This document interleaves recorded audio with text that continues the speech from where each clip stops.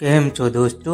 સ્ટોરીઓની દુનિયામાં સ્વાગત છે. ચાલો જાણીએ અનોખી સ્ટોરી જે સાંભળીને તમને મજા આવશે. મારું નામ રામ છે. મારી ઉંમર 24 વર્ષ છે અને હું એક કંપનીમાં કામ કરું છું. એકવાર હું કંપનીના કામ માટે બહાર ગયો હતો. જ્યારે પાછો આવતો હતો ત્યારે બસમાં મુસાફરી કરી રહ્યો હતો. મારી બાજુની સીટ ખાલી હતી. બસ એક સ્ટોપ પર ઊભી રહી. પછી લગભગ 22 વર્ષની એક મહિલા બસમાં ચડી. તે બેઠક શોધતા પાછળ આવી. એના માથા પર સિંદૂર નહોતું એટલે મને લાગ્યું કે કદાચ તે વિધવા હશે, પણ દેખાવમાં ખૂબ જ સુંદર હતી. તે મારી બાજુમાં આવી અને પૂછ્યું, અહીંયા કોઈ બેઠું છે? મેં કહ્યું, ના, બેસો. તે મારી બાજુમાં બેસી ગઈ. તેના હાથમાં બેગ હતું જેને તેણે બેઠકની નીચે મૂક્યું હતું અને શાંતિથી બેસી ગઈ. તેણે ગામની ટિકિટ લીધી અને આંખોમાં બંધ કરી દીધી. મારું ધ્યાન સતત તેની તરફ હતું. તેની આંખોમાં આંસુ દેખાતા હતા. બારીમાંથી આવતા ઠંડા પવનને લીધે ધીમે ધીમે તે ઊંઘવા લાગી અને અચાનક તેનું માથું મારા પર આવી ગયું. હું કંઈ બોલ્યો જ નહીં, પણ મનમાં વિચાર આવ્યો કે તેને કહું, તમારું માથું મારા ખભા પર છે. પણ પછી મનમાં થયું કે તે સૂઈ રહી છે તો થોડીવાર સૂવા દો. થોડીવાર પછી તેને સમજાયું કે તેનું માથું મારા પર છે. તે તરત સીધી થઈ ગઈ અને માફી માગવા લાગી. માફ કરશો, મને ખબર નહોતી રહી. મેં હસીને કહ્યું, કાંઈ તકલીફ નથી. અને ત્યારથી તમારી વાતચીત શરૂ થઈ. મેં કહ્યું, તમે ખૂબ ટેન્શનમાં લાગો છો. થોડી વાર પહેલાં રડી રહ્યા હતા. શું થયું? શરૂઆતમાં કંઈ કહ્યું નહીં, પણ થોડા સમય પછી તે પોતે જ બોલવા લાગી. તેણે કહ્યું, હું એક જગ્યા પર કામ કરતી હતી, પણ મારા માલિકે ચોરીનો આરોપ મૂક્યો અને મને કામ ઉપરથી કાઢી મૂકી. 4 મહિનાનો પગાર પણ નથી આપ્યો. હું વિધવા છું. મારા પતિ 1 વર્ષ પહેલાં એક અકસ્માતમાં મૃત્યુ પામ્યા. ત્યાર પછી જ મારી પરિસ્થિતિ ખરાબ થઈ ગઈ છે. હવે હું મારા ગામડે જઈ રહી છું. ત્યાં જોઈ કોઈ કામ હોય તો કરવા લાગીશ. હું પણ એકલો જ હતો અને ઘરના કામ માટે મારે કોઈ વિશ્વાસુ વ્યક્તિની જરૂર હતી. પણ પુરુષ અને સ્ત્રી અજાણ્યા હોવા છતાં એક જ ઘરમાં રહેવાનો વિચાર થોડો અજીબ લાગતો હતો. મેં ધીમેથી કહ્યું, મારા ઘરે સફાઈ અને રસોઈનું કામ છે. જો તમને યોગ્ય લાગે તો આ મારું સરનામું છે. જો તમને બીજે કામ ન મળે તો આવી જજો. તેણે કંઈ પણ બોલ્યા વગર શાંતિથી મારી તરફ જોયું અને પોતાના સ્ટોપ પર ઉતરી ગઈ. જતી વખતે તેણે પાછળ ફરીને મારી તરફ જોયું. 4 દિવસ વીતી ગયા. રવિવારનો દિવસ હતો. હું ઘરે આરામ કરી રહ્યો હતો. અચાનક દરવાજાની ઘંટી વાગી. મેં દરવાજો ખોલ્યો તો સામે એક જ મહિલા હતી.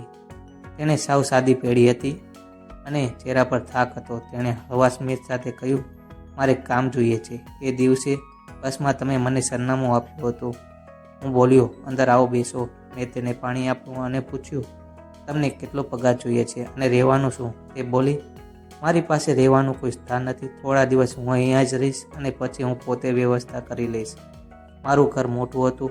તે દિવસથી જ તેણે ઘરનું કામ શરૂ કરી દીધું. શરૂઆતમાં તેણે ફક્ત ચા બનાવી. મેં કહ્યું, બંને માટે બનાવો. તે ખૂબ ખુશ થઈ ગઈ. થોડા દિવસોમાં તે સેટ થઈ ગઈ. સવારમાં વહેલા ઉઠીને નાસ્તો બનાવી, સફાઈ કરતી, બગીચામાં પાણી આપતી. તે ખૂબ જ મહેનતથી કામ કરતી હતી. તે કદી આળસ કરતી નહોતી.